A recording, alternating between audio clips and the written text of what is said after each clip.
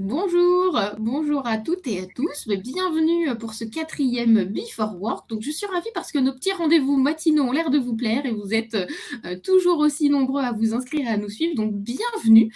Alors, aujourd'hui, on va parler de méditation pleine conscience et on va essayer de voir comment cette pratique peut s'inscrire dans notre quotidien, ce qu'elle peut nous apporter. Et je suis en compagnie d'un expert qui s'appelle Stéphane No. Bonjour Stéphane. Bonjour Fabienne, bonjour à tous. Alors, tu es instructeur MBSR, tu vas nous expliquer tout ça plus en détail. Tu es fondateur de Comment ça va. Tu interviens en entreprise sur les sujets justement de méditation pleine conscience. Et tu es aussi l'auteur d'un livre qui sort aujourd'hui. Donc, on est vraiment très content parce que c'est un jour de fête. Voilà. Je médite au travail dans la collection My Happy Job aux éditions Vibert. Et c'est un vrai petit guide pratique. Vous allez voir, il est super sympa. Que vous soyez initié ou non à la méditation de pleine conscience, il vous sera très utile. Et tu vas nous expliquer en plus, Stéphane, parce qu'il a été fait aussi avec Petit Bambou pour qui tu travailles. Et du coup, il y a en plus du livre un programme voilà, qui est relié de méditation. Donc, c'est chouette, je trouve, d'aller au-delà des écrits et de passer de la théorie à la pratique. Donc, comme d'habitude, je vais laisser Stéphane, vous faire un petit atelier très pratique pendant une demi-heure. Et à 9h30, on prendra toutes vos questions. Si vous en avez, n'hésitez pas. Et vous dans le chat. Donc, comme d'habitude, n'hésitez pas à vous servir du chat pour nous poser des questions, témoigner. Et comme d'habitude, là aussi, il y a Nathan qui s'occupe de vous dans le chat et qui vous partagera des ressources, à commencer par Stéphane pour ceux et celles qui voudraient le découvrir. Et c'est bon, je te laisse les clés, Stéphane. À toi de jouer. Merci Fabienne, je suis ravi d'avoir les clés et d'ouvrir la porte et de vous voir tous dans la pièce. Là. C'est très, très, très agréable. Alors on a une demi-heure, donc c'est à la fois un temps chouette pour condenser beaucoup d'informations, puis en même temps c'est un temps court. Donc vraiment, je vous dis tout de suite que si vous avez envie d'aller un petit peu plus loin, n'hésitez pas à recontacter Fabienne ou moi pour qu'on puisse avoir un échange un peu plus approfondi s'il vous manque des infos ou si vous avez besoin d'autres indications. Voilà, mais je suis à la fois ravi, plein de joie de vous retrouver et en même temps très ému parce que, oui, voilà, c'est là en fait. Hein. Et c'est mon premier livre et il sort aujourd'hui. Et donc, juste après notre webinaire, j'irai dans une librairie pour voir s'il est bien là.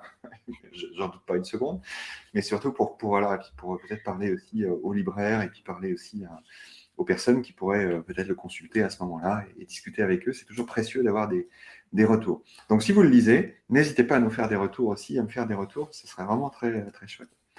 Alors, je vais vite. Hein, je suis désolé, ça va être un rythme un peu rapide. Déjà vous dire qui je suis, parce que ça colore énormément en fait ce que je vais vous dire par la suite. Voilà, donc là vous C'est bon, devriez normalement voir mon tout va nom bien. et ma photo. Super. Bon, moi, je suis arrivé en fait sur le chemin de la méditation il y a une vingtaine d'années, à un moment où ça allait pas très bien dans ma vie. J'étais chef d'entreprise à l'époque. Je dirigeais 3 entreprises que j'avais créées une douzaine d'années auparavant. Et voilà, il y a plein de choses qui n'allaient pas dans ma vie, couple, famille, social, boulot, enfin bref, tout. Vous savez, ces moments où on a l'impression que tout nous tombe sur la tête et qu'on ne sait pas faire face. Et à ce moment-là, j'ai croisé une acupunctrice qui m'a initié à la méditation. D'abord la méditation bouddhiste, et puis après je suis parti dans la pratique laïque, parce que la partie bouddhiste m'intéressait moins, ou en tout cas résonnait moins pour moi. Et petit à petit, en fait, après une dépression, j'ai redéfini une mission de vie qui est de contribuer à ce que le monde soit plus apaisé, plus bienveillant et plus solidaire. Et je fais écho en fait à ce qui se passe en entreprise en fait. J'ai connu le monde du salariat aussi, comme le monde du conseil. Et à chaque fois en fait j'ai rencontré de la souffrance. Alors la mienne, mais aussi celle de mes équipes ou celle de mes collaborateurs plus ou moins proches. Et je me suis dit, c'est quand même pas normal que dans une entreprise qui est un lieu dans lequel on passe quand même un tiers de sa vie, en tout cas de sa vie d'adulte, euh, on soit autant en difficulté, ou on se trouve autant en difficulté. Alors, contribuer à un monde apaisé, bienveillant et solidaire prenait évidemment tout son sens, et je vais le redéployer après à partir des éléments du livre. Et puis, il y a une autre mission en fait qui est apparue il y a quelques temps. Je suis depuis toujours très intéressé par les sujets de la communication interpersonnelle et comment est-ce qu'on peut amener en fait dans notre quotidien professionnel une posture de communication, des attitudes personnelles dans la communication et les échanges avec les autres, qui soient nourries par la bienveillance, par l'ouverture, par l'écoute, plutôt que par la défiance et la compétition.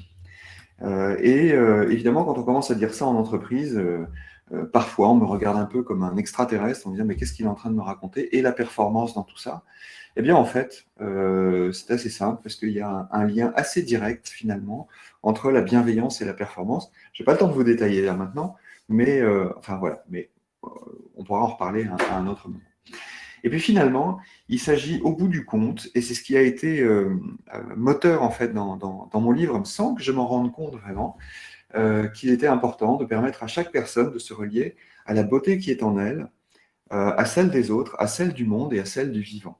En fait, cette énergie-là peut tout à fait être destinée au bien commun, sans pour autant altérer, bien au contraire, l'atteinte des objectifs, l'atteinte des résultats, l'envie de performer, mais simplement, on regarde ça sous un autre prisme.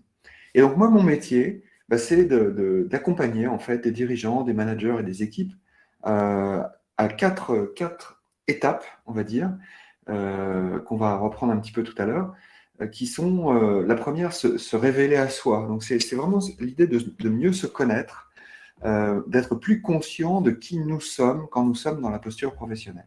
Et là, on peut voir qu'on a beaucoup de conditionnements, de schémas, de réactions sur lesquels c'est intéressant de travailler pour voir lesquels sont bénéfiques pour nous, et celles-là, évidemment, il faut les garder, mais aussi lesquelles dont on ferait bien de se débarrasser parce qu'elles nous entraînent dans la souffrance et dans une forme de tension intérieure. En se connaissant mieux, c'est plus facile de se relier aux autres et donc d'amener de la paix dans les relations, de l'amener de la joie dans les relations, d'amener de l'authenticité, de la simplicité, de la légèreté aussi dans les relations. Et c'est pas simple ça, parce que nous sommes réellement encombrés par notre identité. Voilà. Et notre identité professionnelle, parfois, est tellement différente de notre identité profonde qu'on joue un rôle, on ne peut plus, en fait, accéder au prince ou à la princesse qui est en nous, et on reste avec des masques, un peu comme au carnaval ou dans la commedia dell'arte, où on joue un rôle social et professionnel. Le troisième point, c'est finalement d'accompagner les personnes à mobiliser leurs ressources. Et mobiliser ces ressources, bah, ça consiste justement dans la présence, de pouvoir se relier à ce qui est puissant en nous, c'est-à-dire nous accorder à la fois la sécurité dont on a besoin et toutes les autorisations que nous avons besoin de prendre pour pouvoir agir de manière juste. Et en fait, ceci nous ouvre un chemin, et c'est le chemin de la pleine conscience, hein, tout ça c'est le chemin de la pleine conscience, que de nous aider à être plus présents à ce qui est vivant en nous et ce qui est mobilisant et qui nous met en mouvement. Voilà. Et tout cela, en fait, a à la fois une action et une finalité qui est de nous engager de manière plus juste, de nous engager de manière plus forte et plus déterminée, de nous engager aussi de manière plus efficace dans des actions dont nous sommes conscients de l'impact. Et ça, c'est un point très important parce que quand on dit se relier à soi, aux autres, au monde et au vivant, eh bien, si vous regardez précisément dans une entreprise, les décisions que l'on prend, quel que soit le niveau où se prennent ces décisions, ont des impacts non seulement sur nous-mêmes, sur les situations et nos actions, sur les autres, sur toute l'entreprise, et du coup, inévitablement, nous participons à une transformation du monde. Et ce qui est intéressant, en fait, c'est que cette transformation, on peut la choisir. On n'est pas obligé de subir cette forme, je vais dire un mot très fort, mais comprenez simplement le sens, de diktat de notre esprit qui veut toujours nous faire voir que la croyance que si on fait ça, on obtient ça et c'est pas bien, ou si on fait ça, on obtient ça et c'est beaucoup mieux. Voilà. Et si on commençait à regarder ça autrement, en se disant, mais finalement, à quoi je contribue? Et en prenant cette décision, à quoi cela contribue? Et ça, c'est vraiment une question de conscience forte qui est très fortement atteignable Ma phrase n'est pas tout à fait correcte, pardon, mais enfin, voilà, vous voyez ce que je veux dire, c'est qu'elle elle est très simplement atteignable par le fait d'être en pleine conscience de ce que nous faisons au moment où nous le faisons. Et il y a beaucoup de pratiques d'ailleurs de pleine conscience qui touchent à la prise de décision. Je fais régulièrement des ateliers sur ce sujet-là et c'est assez étonnant de voir combien les personnes réalisent que beaucoup de décisions en fait sont prises dans une forme d'urgence ou d'injonction de devoir prendre cette décision comme ça parce que le code c'est ça. Voilà, la norme c'est ça. Donc en pratique, ben, ça se traduit par des accompagnements de coaching professionnel, des accompagnements sur la pleine conscience et je forme aussi des managers et des comités de direction à la pleine conscience. Et puis, un élément qui n'est pas là, parce que j'en ai parlé un petit peu tout à l'heure, c'est très emprunt aussi de tout ce qui concerne la communication interpersonnelle. Voilà, donc ça c'est un premier point qui est à la fois une présentation de qui je suis et en même temps de ce qui m'anime et en même temps déjà le canevas, un peu la trame de ce qu'est la pleine conscience finalement. La pleine conscience vise à nous relier à nous-mêmes, à être conscient de ce qui se passe dans l'instant présent et nous aide dans cette conscience à éclairer un chemin qui est le chemin le plus juste au moment où le chemin doit être pris et dans les conditions dans lesquelles nous sommes pour le prendre.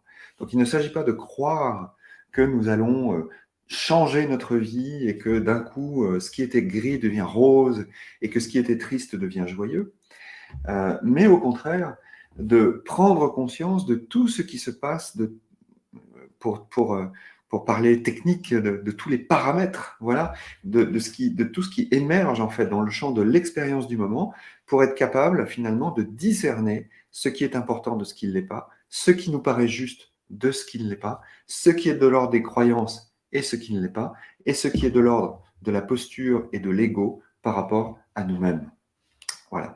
Et donc c'est un travail absolument passionnant que vous pouvez amener dans votre quotidien, bien sûr professionnel, mais il est évident que nous sommes les mêmes personnes, que ce soit dans le travail ou que ce soit dans la vie personnelle ou dans la vie associative ou dans la vie familiale ou amicale. En fait, nous sommes la même personne.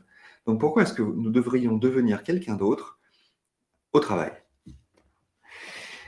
Et donc, une des questions en fait qui se pose, ben, c'est comment est-ce que je peux mieux aimer ma vie quotidienne au travail?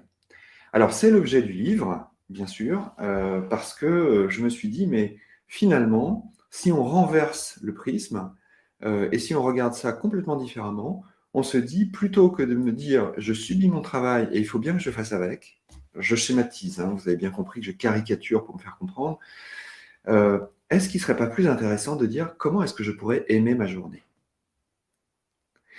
Comment est-ce que je pourrais aimer ma journée? Alors ça pourrait commencer, là, juste maintenant, par un tout petit peu de silence. Alors je vais ralentir le rythme, vous proposer de vous asseoir, j'imagine que vous êtes assis, mais de vous asseoir vraiment et de fermer les yeux et de prendre juste ce temps pour reconnaître que vous êtes assise, que vous êtes assis et que vous respirez.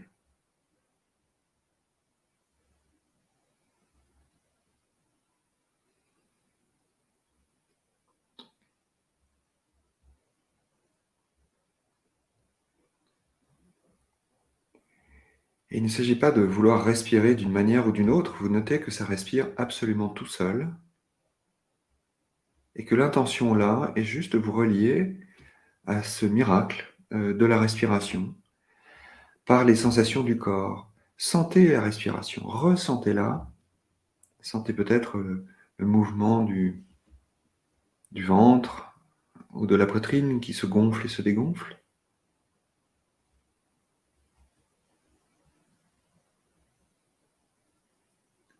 Et notez que peut-être d'un coup, ce qui peut-être vous semblait agité comme un lac avec une très forte tempête s'agite, que là d'un coup le vent est tombé et que le lac se fait un peu plus miroir.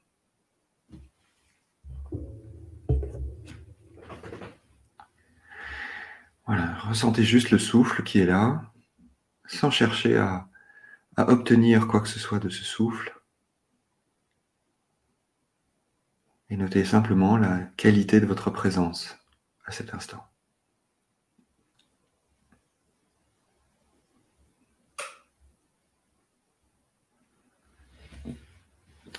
Et puis tout doucement, vous pouvez rouvrir les yeux. Je suis là. Je suis encore là. Voilà. Vous pouvez noter, alors peut-être que ça c'est, enfin votre expérience est par nature particulière. Vous avez vécu ce moment-là de manière solitaire, et c'est ça qui est important. Et dans le même temps, vous avez pu remarquer peut-être, en tout cas, je vous invite à le noter, que nous étions tous ensemble dans ce silence. Et vous voyez, la puissance en fait de la pratique tient dans ce être seul ensemble. Mais c'est un petit peu l'histoire de notre vie. Nous sommes seuls ensemble, c'est-à-dire que nous agissons en fonction de notre conscience. Nous avançons sur le chemin de notre vie en fonction de notre élan, de notre mouvement de vie. Et que dès l'instant où on se relie à ce mouvement de vie, que nous avons peut-être oublié dans le flot intense de la vie, eh bien, nous sommes reliés. Nous sommes reliés simplement dans cette pause que nous venons de nous autoriser à prendre ensemble. Et peut-être dans votre esprit, y a-t-il des jugements, y a-t-il des évaluations de l'expérience en disant oui, c'était bien, c'était pas bien, ou j'ai réussi, j'ai pas réussi, ou je comprends pas pourquoi on fait ça, ou alors c'est super de faire ça. Voilà. Vous voyez, et tout ça, en fait, sont simplement des constructions mentales. C'est-à-dire qu'en fait, vous amenez une évaluation sur ce qui est en train de se passer et vous sortez finalement du cadre du réel pour entrer dans le cadre de la perception et des vues que vous posez en fait sur le réel. Or, ce moment s'est passé comme il s'est passé et vous étiez là, dans ce moment-là. Et donc, c'est intéressant d'honorer ce temps que vous vous êtes accordé. Alors, ça, c'est une des choses qu'on peut faire qui est ultra simple. Hein. Vous voyez, dans votre journée de travail, vous amenez des moments de pause, juste sentir que vous vous posez sur une chaise ou sur un fauteuil, et puis vous amenez votre attention sur la respiration, et vous prenez simplement le temps d'être en lien étroit, intime avec votre respiration. Et vous sentez simplement le mouvement du souffle en le laissant faire, comme il vient, comme il s'en va, et sentir l'air qui entre et qui sort. Voilà. Alors, ça a un effet relaxant, donc en fait, c'est une des pratiques, évidemment, on peut la faire beaucoup plus longue, et puis il y a d'autres pratiques dans cet esprit-là, mais là, on est sur un temps court, donc je vous montre quelques petites choses toutes simples. Mais évidemment, c'est quelque chose qui va vous permettre en fait de mieux réguler en fait les émotions et le stress.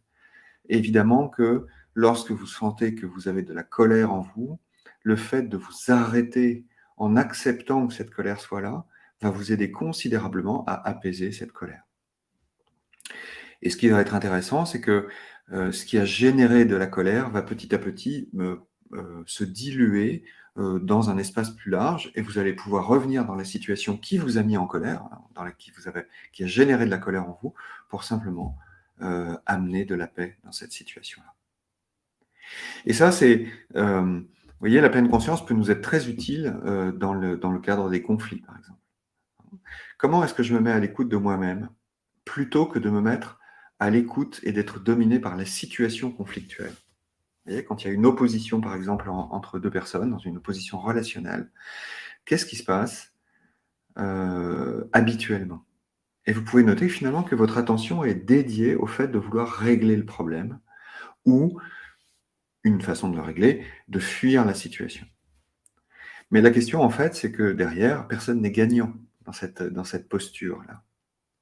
Alors, bien sûr que ça peut être une réaction salutaire et qui vous protège. Donc, je ne dis pas qu'il ne faut jamais le faire. Mais en même temps, vous pouvez aussi considérer que si vous vous posez dans l'instant en essayant de reconnaître ce qui se passe en vous, c'est-à-dire de tourner ce regard qui était vers l'extérieur et focalisé par l'extérieur vers vous-même, vers l'intérieur de vous-même, peut-être que là, vous allez trouver une forme de paix, une forme de conscience de ce qui est en train de vous arriver à vous. Et le fait d'amener cette conscience, en fait, va amener un apaisement parce qu'il va créer une distance par rapport à la situation quelles que soient les parties prenantes de cette situation-là. Et de revenir, d'y retourner dans un cadre intérieur plus apaisé et de trouver en fait une façon d'être et une façon d'écouter qui va vous mettre en lien avec des solutions plutôt qu'avec des tensions qui n'amèneront pas de solutions efficaces. Alors la pleine conscience, alors vous voyez, je navigue en fait dans les différents thèmes là, parce que c'est des thèmes qui sont explorés en fait dans le livre, donc on n'a pas le temps de tous les aborder bien sûr, mais vous voyez, on parle de l'écoute, on parle de la régulation du stress et des émotions, on parle de se relier aux situations, et en fait, ce qui se produit quand on commence à pratiquer la pleine conscience au travail, c'est qu'on va développer un certain nombre d'attitudes. Et je vais très rapidement vous les citer, sans les détailler, mais juste pour que vous ayez une idée. Et ces attitudes-là, en fait, amènent beaucoup de bénéfices. Il y a une attitude qu'on appelle, nous, dans notre jargon méditatif, l'esprit du débutant. Peut-être que c'est une expression que vous avez déjà entendue. C'est-à-dire de regarder la situation comme elle est, c'est-à-dire nouvelle. Et d'aller dans cette situation avec fraîcheur, avec ouverture, avec authenticité, et se relier à ce qui se passe. Par nature, chaque situation est nouvelle. Chaque seconde n'est jamais arrivée auparavant et n'arrivera plus jamais. Et donc, vous voyez bien que les croyances qui font qu'on veut fixer quelque chose pour que ça dure ne peuvent pas tenir longtemps. Parce que tout change par nature. La deuxième attitude, c'est le non-jugement. C'est de voir, vous voyez, c'est un petit peu ce que je vous ai proposé de faire dans cette pratique, c'est, mais finalement, est-ce que à un moment, j'arrête d'évaluer ce qui se passe, de le juger, en disant c'est bien, c'est pas bien, c'est noir, c'est blanc, ça devrait pas, je suis capable, je suis pas capable, pourquoi, etc., etc. Et tous ces jugements, en fait, qui sont posés sur l'expérience, créent de grandes difficultés. Ce sont des conditionnements, donc en soi, il n'y a pas du tout à nous juger par rapport à nos jugements. Mais malgré tout, ça peut être intéressant de les travailler de façon à ce que dans votre quotidien professionnel, vous puissiez amener en fait de l'ouverture plutôt que de la contraction dans ce qui se déroule. Le lâcher prise, non pas comme une injonction, hein, il faut lâcher prise, ou vous savez, enfin, on voit beaucoup ça dans la presse féminine en particulier. J'ai rien contre la presse féminine, mais toute la presse bien-être, le lâcher prise, on va apprendre à lâcher prise. Mais en fait, la question, c'est pas tellement de lâcher prise, la question, c'est de lâcher la prise. C'est un peu comme si, et ça c'est un exercice du livre, c'est un peu comme si vous aviez une main très fermée, très très fort, et à l'intérieur de ça, de cette petite main-là, de ce petit espace-là, dans cet espace-là, il y a toutes vos pensées. Et c'est serré, serré, serré, serré. Ça, c'est votre quotidien. Eh bien, l'idée, ça serait très lentement d'ouvrir et de laisser s'échapper les pensées. Rien ne dure, je l'ai dit, et donc laisser s'échapper les pensées, c'est faire confiance simplement à la vie qui nous dit, enfin, une pensée arrive et elle repart. Mais qu'est-ce qui fait qu'elle reste, si ce n'est mon envie de m'y agripper? Et donc la pleine conscience va nous aider à nous désagripper, à nous désattacher de toutes nos pensées qui créent des conditionnements stressants et des émotions difficiles à gérer. La patience, évidemment, laisser du temps au temps. C'est tellement important. Vous voyez bien que le rythme dans lequel vous êtes est rarement aligné avec le rythme de tout ce qui se passe à l'extérieur. Alors, vous pouvez le constater dans la pratique, hein. Clairement, c'est quand vous vous arrêtez, vous commencez à voir le rythme vraiment de l'extérieur et reconnaître que vous n'êtes pas ajusté. Et plutôt que d'attendre que l'extérieur change pour s'adapter à votre rythme, eh bien peut-être qu'il serait souhaitable que vous vous adaptiez au rythme de l'environnement. Et cela demande du temps, parce que d'abord, un, ce n'est pas habituel, et deux, c'est difficile. Accueillir l'incertitude, ben oui, la vie est incertaine, la vie professionnelle est incertaine. Regardez, peut-être depuis le début de votre journée, les mails que vous avez reçus, vous ne les attendiez pas spécialement et vous n'attendiez pas non plus leur contenu. Donc d'un coup, il y a une incertitude sur qu'est-ce que je vais recevoir, qu'est-ce qui va se passer si, et de voir que les événements changeant en permanence, l'incertitude règne, et c'est un fait. Et donc ce n'est pas à combattre, mais plutôt à accueillir. Et cet accueil va nous amener à accepter les situations telles qu'elles sont. L'acceptation est une attitude extrêmement active.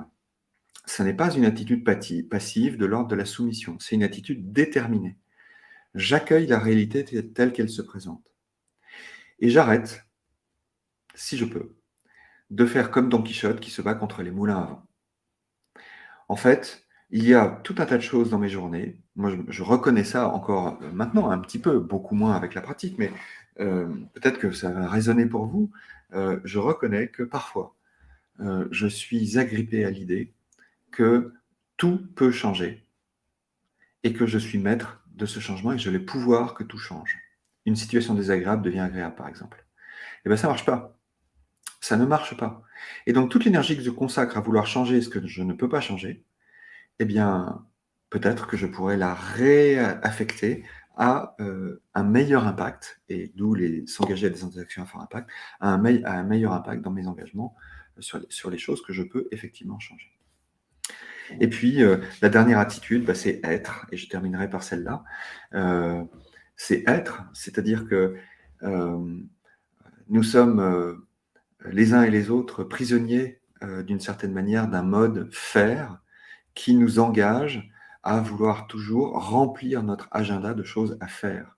Et quand une chose est terminée, voire même avant qu'elle soit terminée, eh bien, on en fait une autre, et puis on en fait une autre, et puis on en fait une autre.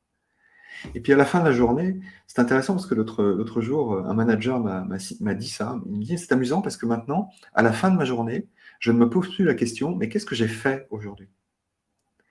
Mais plutôt, comment est-ce que j'ai vécu ma journée? Et ça change tout. Ça change vraiment tout. Donc après quelques semaines de pratique, hein, où, oui, on avait fait des 4 séances en fait dans son entreprise. Après juste 4 séances en fait.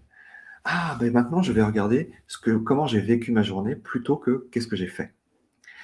Et puis le deuxième commentaire qu'il a ajouté à ce premier commentaire, c'est, eh bien, c'est marrant parce que le soir quand je m'endormais, je faisais l'agenda du lendemain. Et le matin quand je me levais, je faisais l'agenda de la journée. Qu'est-ce que je vais faire demain? Qu'est-ce que je vais faire aujourd'hui?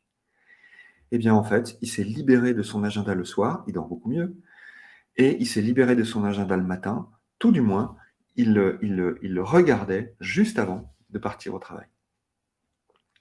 Et ça a changé sa vie. Parce que d'un coup, il est passé, et je cite ce témoignage dans le livre, il est passé d'un temps subi à un temps vécu. Alors j'avais envie de terminer là. Vous voyez, on a commencé il y a 27 minutes exactement, il nous reste 2 minutes. Pour formuler un encouragement, en fait. C'est que vous aussi, vous puissiez passer du temps subi au temps vécu. Que vous soyez capable de repérer ce qui, dans votre journée, est contraignant et d'en faire une expérience fluide. Que vous puissiez avoir la chance de reconnaître les moments de joie et pas uniquement les moments de tension. Je ne doute pas, évidemment, que vous en connaissiez déjà et que vous soyez déjà conscient. Je ne dis pas que ça n'arrive jamais. Mais ce que je veux dire, c'est que le fait de ramener de l'attention sur nous, de la conscience à nous-mêmes, nous permet d'être beaucoup plus présents à nous-mêmes pour notre bien, pour prendre soin de nous dans les situations, et Dieu sait s'il y a des situations difficiles, mais aussi de prendre soin des autres avec beaucoup de bienveillance. Et ça, c'est un autre thème qui est important, c'est évidemment la bienveillance. D'amener du bien veillé, c'est-à-dire de veiller bien à ce qui se passe, aux personnes, aux situations et à soi-même. Et tout cela va vous engager petit à petit sur une voie qui est une voie bien plus apaisée, bien plus tranquille, une voie d'ailleurs que vous pouvez diffuser et essaimer autour de vous. Et moi, je montre régulièrement en fait des actions sur ce thème. Mais qu'est-ce que ça veut dire la bienveillance et comment on peut amener du bien veillé dans les équipes? Et ça change absolument tout. Voilà, j'avais à cœur de partager tout cela avec vous aujourd'hui. Merci beaucoup Stéphane. Et je rejoins totalement du coup les commentaires dans le chat qui nous disent que rien que déjà ce moment est apaisant pour bien démarrer la journée. Donc du coup, ça fait déjà en soi la petite demi-heure du bien. Et il n'y avait pas forcément beaucoup de questions, mais il y avait par exemple une remarque qui m'a interpellée méditer en open space. Est-ce qu'on peut aussi dire qu'on peut méditer en marchant, on peut méditer peut-être en allant chercher quelque chose à la photocopieuse ou faire un tour de parc? On n'est pas obligé de méditer en étant assis en tailleur sur sa chaise? Non, pas du tout, effectivement. Oui, oui, mais bien sûr, et c'est là toute la richesse de la pleine conscience. C'est-à-dire qu'en fait, vous avez très, très rapidement deux types de pratiques. Vous avez les pratiques formelles qui consistent effectivement à faire ce que tu indiques, c'est-à-dire c'est de décider de prendre un temps pour soi et de prendre ce temps pour véritablement recentrer son attention sur soi et sur l'expérience de l'instant présent. Ça, c'est ce qu'on appelle la pratique formelle. Et puis, mais ça, évidemment, on fait ça peut-être 10 minutes par jour, un quart d'heure par jour, ou voilà, enfin quelque chose comme ça, pour avoir un ordre de grandeur. Mais en fait, après, il reste 23h45. Et donc, enfin, moins le temps de sommeil. Et donc, tout ce temps que nous vivons précisément, c'est ça, ce temps vécu. C'est-à-dire, en fait, c'est de marcher dans le couloir en étant conscient du fait de marcher dans le couloir pour aller dans la salle de réunion. C'est de prendre un temps d'ancrage avant de démarrer une présentation. C'est de boire un café avec des collègues. Voilà. Et donc, c'est une façon de se relier à soi-même dans tous les petits moments qui font notre quotidien. Donc, oui, c'est tout le temps. Très bien. Et ravie aussi parce que ton intervention a permis, je pense, d'enlever beaucoup d'idées reçues sur la méditation de pleine conscience. Donc, du coup, c'est très intéressant aussi voilà, de faire découvrir tout ce que la méditation pleine conscience est ou n'est pas. Donc, ravie que cette demi-heure aussi l'ait permis. Donc, on vous rappelle le livre de Stéphane No, Je médite au travail aux éditions Hubert. Et comme une bonne nouvelle, il n'arrive jamais seul. Stéphane, tu participes à un événement dont My Happy Job est partenaire qui s'appelle les rencontres de la pleine conscience au travail et qui est organisé par Petit Bambou. Donc Nathan va vous mettre le lien, c'est en ligne à la fin du mois, c'est une première édition et comme vous êtes des fidèles de My Happy Job, vous avez le droit à un petit code promo. Du coup, on va vous le mettre à la fois dans le chat, mais aussi dans le mail que vous recevrez à l'issue du webinaire. Et ça vous permettra d'aller plus loin justement pour pratiquer. Il y a plein d'ateliers, des initiations, des conférences et c'est 3 journées vraiment très très chouettes, voilà, organisées par Petit Bambou et vous aurez l'occasion de retrouver Stéphane, entre autres. Il y aura aussi Diane Ballona-Roland, justement, quand on parlait de son temps. Donc voilà, plein de bonnes choses à venir dans ce mois de mars. Mais il est temps pour moi de te remercier, Stéphane. Une chouette manière de commencer la journée. Et on vous souhaite une excellente journée à tous et à toutes. À très bientôt. À bientôt. Merci beaucoup. Merci, bonne journée. Au revoir.